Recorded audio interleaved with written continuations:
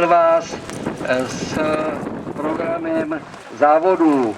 Nyní shlédnete od 11:15 parkour číslo 1, to je parkour ZM pro koně začínající 4- a 5leté. Právě sledujete opracování první skupiny od pořadového čísla 1 až 7. Opracovává se u těchto mladých koní na parkouru.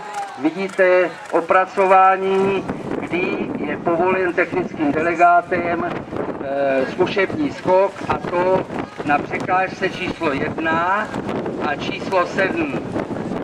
Skupina od pořadového čísla 1 až 7 bude opracovávat do 11 hodin, od 11 do 11:15 opracuje svoje koně, připraví skupina od pořadového čísla 8 až 14 a